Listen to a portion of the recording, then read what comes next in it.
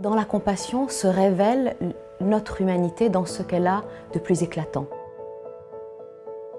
En Inde, j'avais rencontré un sadhu qui m'a dit un truc, j'étais en larmes, il m'a dit « The world is in pain and it's my problem ». Le monde souffre et c'est mon problème. Et je me suis dit, mais évidemment, enfin, évidemment. La compassion, c'est pour moi la source de pas mal de confusion dans l'esprit des gens. En ce sens que parfois on confond ça avec de la charité, de la pitié. La compassion, l'étymologie du mot veut dire souffrir avec. Donc en fait, ça veut dire s'intéresser, s'occuper de ceux qui souffrent. On est capable de voir profondément, d'écouter profondément, de toucher la douleur de l'autre. Ce que les sagesses nous disent, c'est que la compassion, c'est une marche vers ma propre humanité qui passe par l'humanité de l'autre. Pour moi, la compassion, c'est la capacité de se mettre à la place des autres. Et dans ce autre, je comprends d'autres humains, mais aussi d'autres animaux et d'autres végétaux. Il n'y a pas de compassion, il n'y a que des preuves de compassion. Au sens où, pour moi, la compassion, ce n'est pas quelque chose de théorique, c'est quelque chose qu'on expérimente, qu'on vit. Quand quelqu'un est face à vous avec ses soucis, ses problèmes, d'être capable de passer de l'autre côté, ou en tout cas de le regarder sans des sentiments qui sont, on va dire, ceux de la pitié. La compassion, c'est autre chose, c'est ce regard à hauteur.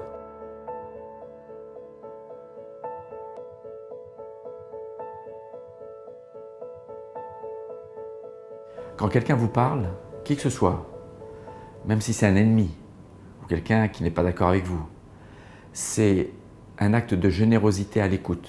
Souvent, les gens ne disent pas leurs besoins, ne disent pas leurs souffrances.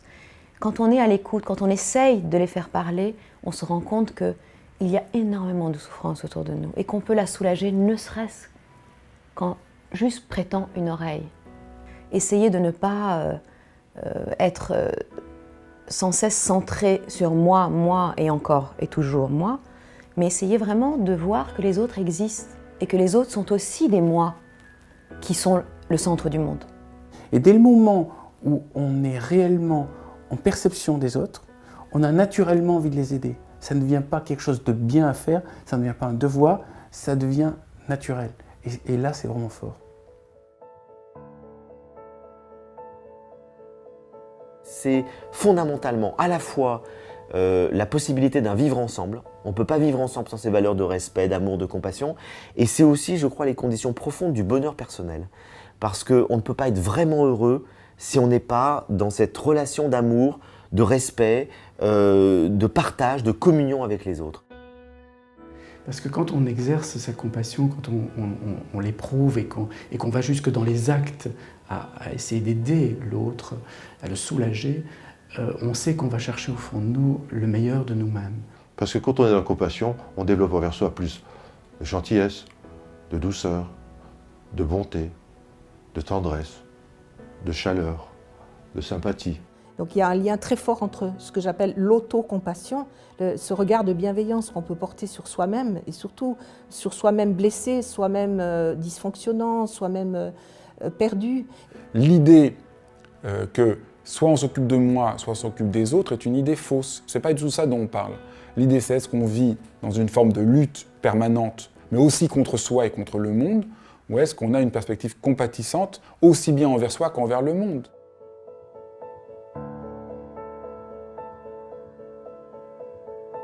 Souvent, nous avons en nous des voix qui sont des voix de juges terribles, qui nous jugent, qui d'une forme d'autocritique, mais aussi qui jugent les autres en permanence. Plus nous voulons nous maintenir dans une forme de sécurité, de solidité, plus nous construisons une forme de terrier qui nous rend de plus en plus... qui nous étouffe. On n'aura jamais la sécurité que nous voulons chercher. Donc, bien sûr, il y a dans la compassion un risque. Le risque de s'ouvrir, le risque d'être touché, le risque d'entrer en relation. L'autre que j'écoute, que je cherche à comprendre, il fait partie d'un même ensemble auquel j'appartiens aussi. C'est un peu moi. Et moi, je suis un peu lui. Et c'est tout basé sur la notion d'interdépendance. Ce qu'on fait à l'autre, on le fait à soi. Donc il ne faut pas avoir peur de se faire mal à la souffrance d'autrui. On n'y gagne rien et on se protège de rien, en fait. Je crois que le principe, c'est effectivement comprendre que je ne suis pas heureux si tu ne l'es pas. Je crois que ça peut être un premier principe fondateur. Et donc le fait que notre bonheur et notre malheur passent et se construisent avec et au travers des autres, eh bien l'interdépendance est en fait le fondement, je dirais presque théorique, de l'amour et de la compassion.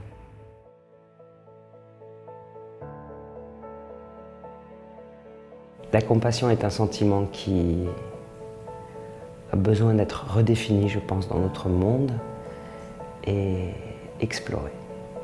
Toutes les enquêtes scientifiques actuellement semblent attester qu'être bon, être gentil, faire preuve de compassion est bon pour la santé. Et il y a une étude très récente qui est sortie, très intéressante, qui montre que les personnes qui souffrent de solitude ou d'être mal entourées, c'est-à-dire être entourées par des personnes qui n'expriment pas de lien ni de sympathie, ni d'empathie, ni de compassion avec eux, que ce soit au travail ou ailleurs, non-reconnaissance dans les différents endroits où ils sont, ces personnes-là vraiment ont un délabrement de leur santé assez rapide, qui passe tout simplement par des modifications du système immunologique. Mais ce qu'on connaît mal en France, c'est les recherches de pointe qui sont sur la compassion.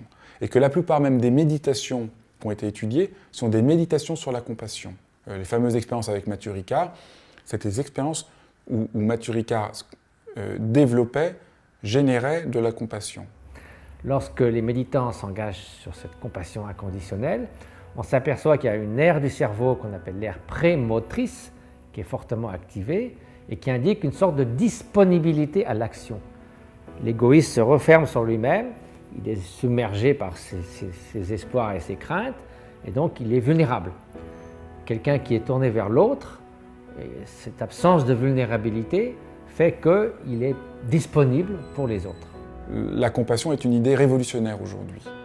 Si on la sort du côté gnangnan qui, au fond, a fait que pendant très longtemps, on ne voulait même plus entendre parler.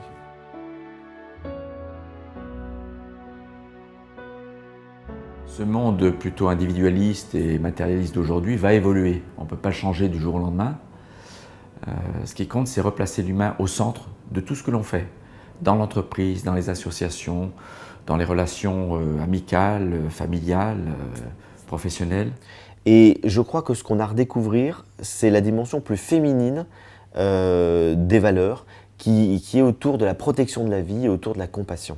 Et c'est pour ça que je crois qu'on a un rééquilibrage à faire entre le masculin et le féminin. De même que la domination, c'est l'archétype des valeurs masculines, la compassion, c'est l'archétype des valeurs féminines qu'on a tous en nous. On est tous masculins et féminins. Notre système est arrivé à un bout, au bout peut-être de sa manière d'être, et qu'il va falloir repenser un peu notre façon de vivre ensemble. Et je pense que vivre ensemble d'une manière différente, c'est aussi justement d'être avec un esprit de compassion, un esprit de bienveillance, de générosité, et que ça va être un principe de vie. Pour construire une société harmonieuse, l'amour altruiste et la compassion ne sont pas des luxes, mais des nécessités. Maintenant, on est arrivé à un point de notre société où la croissance me semble pas l'objectif le plus intéressant.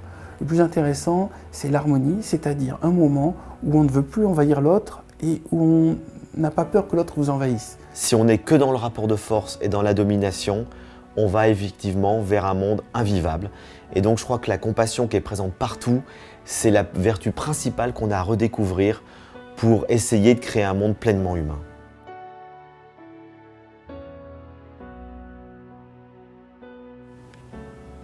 La compassion est sans doute, enfin je dis sans doute même pour moi sûrement, la forme la plus aboutie d'amour, en ce sens qu'elle est un amour sans condition, un amour inconditionnel.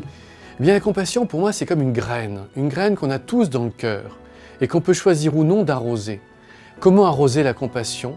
Par tous les gestes d'amour qu'on peut avoir au quotidien pour ceux et celles qu'on connaît, pour ceux et celles qu'on ne connaît pas, pour ceux et celles dont on croise la route. Cet état d'esprit de compassion et d'amour altruiste, au lieu qu'il ne dure que 15 secondes, on essaie de le cultiver, de le nourrir, de le prolonger pendant 10 minutes, un quart d'heure, 1 heure, 8 heures s'il le faut. Chacun pour soi travaillons et nous verrons que au niveau individuel, quand on travaille, ça va concerner 1, 2, 3 personnes, mais que notre propre attitude, si elle est empreinte de compassion, va créer la compassion chez l'autre.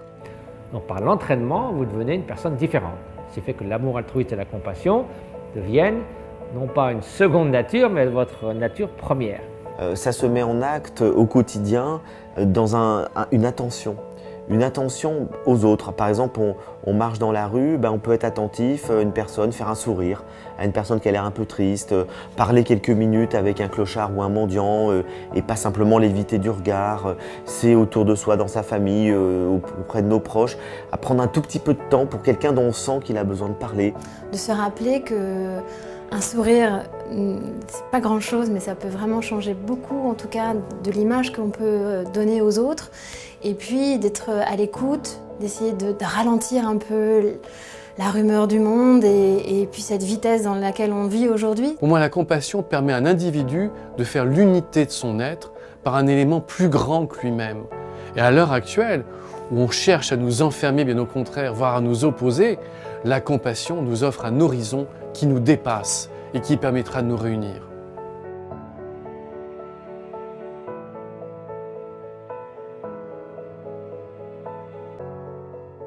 Aider les gens à rentrer en compassion avec eux-mêmes ou avec leur monde ou les autres qui parfois leur semblent terriblement hostiles, c'est les aider à transformer cette souffrance et à guérir.